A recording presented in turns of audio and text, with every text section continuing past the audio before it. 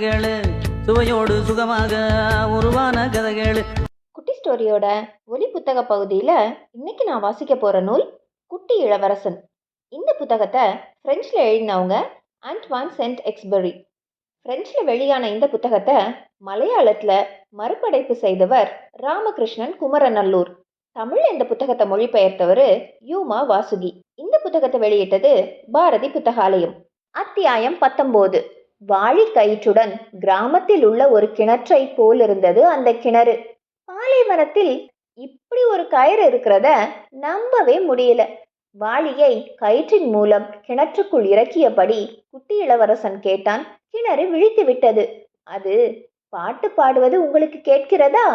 நான் தான் கயிற்றை இழுத்து தொட்டிய மேலேற்றினேன். எனக்கு ரொம்பவும் தாகமா இருக்குது, கொஞ்சம் தண்ணி கொடுங்க, அவன் சொன்னான். கண்களை பாதி மூடி அவன் தண்ணீர் குடிக்கிற காட்சியை பார்த்து என் மனம் நிறைந்தது. நட்சத்திரங்களுக்கும் கீழே ஊறிய அதிசுவையான திரவத்தை குடிப்பது போல அவ்வளவு ஆவலுடன் நீரை பருகினான். தாகம் தீர்ந்தபோது அவன் மீண்டும் பேசத் தொடங்கினான். ஒரு பூந்தோட்டத்தில் ஆயிரக்கணக்கான பூ வளர்ப்பவர்கள் எதை பார்க்க வேண்டுமோ அதை பார்ப்பதில்லை. பூக்களை முழுவதுமாக புரிந்து கொள்ள ஒரே ஒரு பூ போதும். மொத்த நீரையும் புரிந்து கொள்ள ஒரே ஒரு துளி போதும். இதையெல்லாம் கண்ணால் பார்க்க முடியாது, இதயத்தால் அறிந்து கொள்ள வேண்டும். எல்லாவற்றையும். நானும் முடிந்தவரை தண்ணீர் குடித்து தாகத்தை தீர்த்து கொண்டேன். அப்போது தேன் பரவுவது போல மணல் பரப்பில் வெயில் படர்ந்திருந்தது. நான் இந்த அழகையெல்லாம் நன்றாக அனுபவித்தேன். ஆயினும் ஏதோ ஒரு கவலை.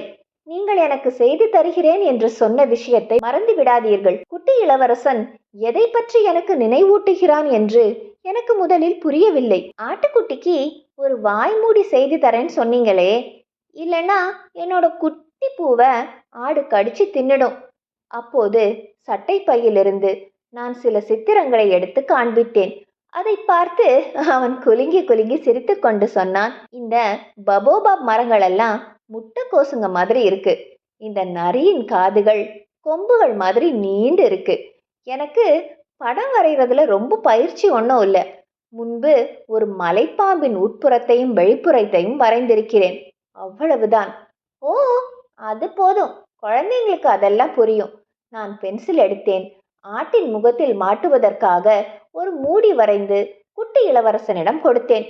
அப்போது என் மனது துயரமுற்றது.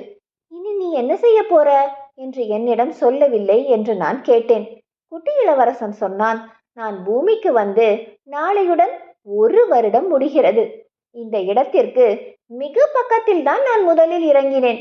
அப்படி சொன்ன போது அவன் முகம் மிகவும் சிவந்திருந்தது. சொல்ல முடியாத ஒரு வேதனை எதனாலோ என் மனதில் நிறைந்திருந்தது. அப்படின்னா 8 நாட்களுக்கு முன்பு மனுஷ வாடையே அற்ற இந்த பாலைவனத்துல உன்னை கண்டுபிடிச்சதோட பொருள் என்ன? நீ உண்மையிலேயே முதல்ல வந்து இறங்கிய இடத்தை தேடிக்கிட்டு இருந்தியா? அவன் முகம் மேலும் சிவந்தது.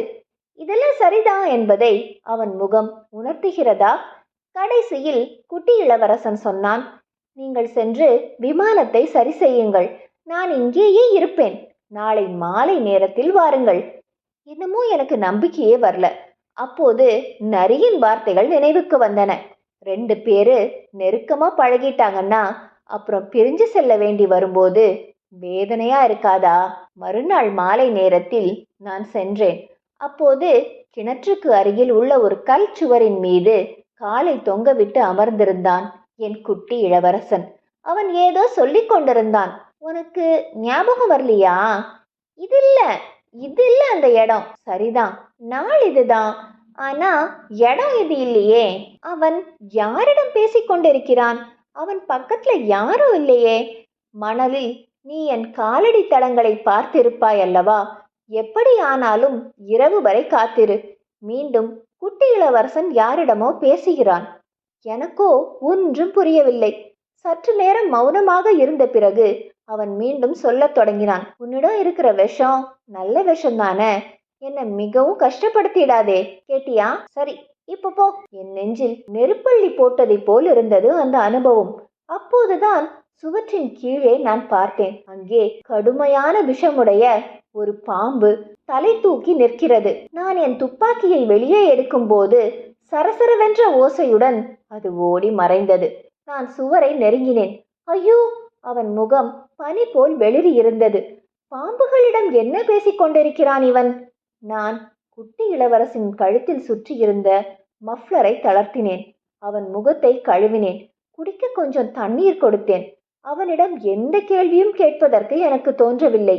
அப்போதுதான் அவன் தன் கைகளால் என் கழுத்தை சுற்றி மெல்ல அணைத்து கொண்டான்.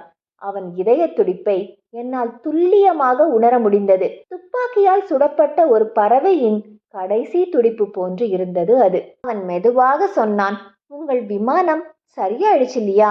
எனக்கு ரொம்ப சந்தோஷம். இனி நீங்க வீட்டுக்கு திரும்பி போயிடலாம் தானே? நான் மிகவும் வியப்படைந்தேன். விமானத்தில் ஏற்பட்டிருந்த கோளாறை நான் சரி செய்து விட்டது இவனுக்கு எப்படி தெரிஞ்சது? உண்மையில் அந்த மகிழ்ச்சியான செய்தியை சொல்வதற்காகத்தான் நான் ஓடோடி வந்தேன். அவன் முணுமுணுத்தான். நானும் என்னோட வீட்டுக்கு இன்னைக்கு திரும்பி போயிடுவேன். வெகு தொலைவில் இருக்குது அது. மிகவும் சிரமமான பயணம் இது. நான் அவனை கட்டிப்பிடித்து கொண்டேன்.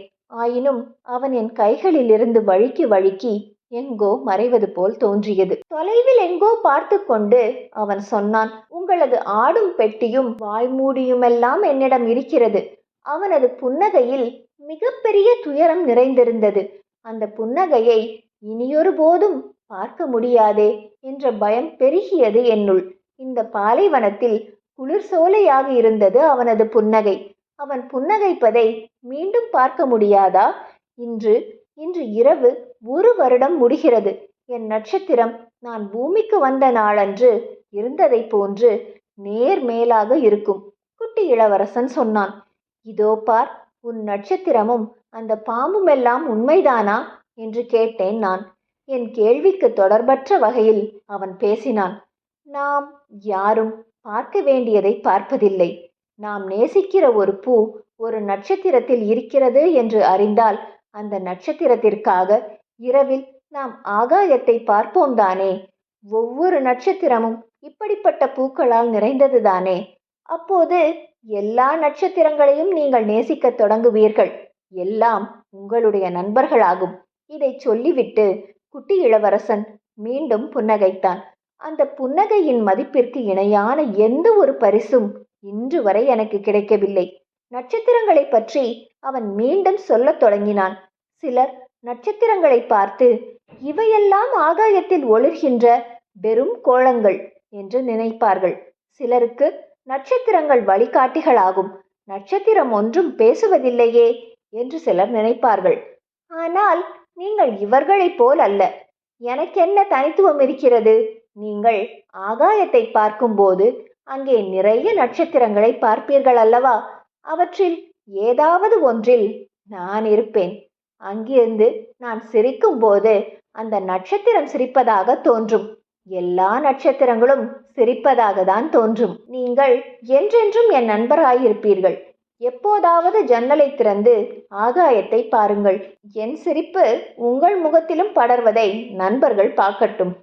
அப்போது நீங்கள் உங்கள் நண்பர்களிடம் நட்சத்திரங்கள் என்னில் புன்னகையை மலர்த்துகின்றன என்று சொல்லுங்கள். நான் உங்கள் நண்பன் என்றும் சொல்லுங்கள். கேட்டீர்களா?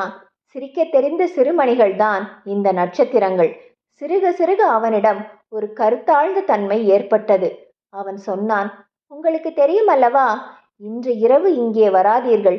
உன்னை தனியாக விட்டுவிட்டு நான் எங்கும் போக மாட்டேன். என் வேதனையை பார்ப்பதற்கு தயவு செய்து நீங்கள் வராதீர்கள். உன்னை நான் விட்டு செல்ல மாட்டேன். அந்த பாம்பு உன்னை கடிக்கக்கூடாது. பாம்புகள் ஆபத்தானவை. உன் அருமை தெரியாமல் அவை உன்னை கடிக்கக்கூடும்.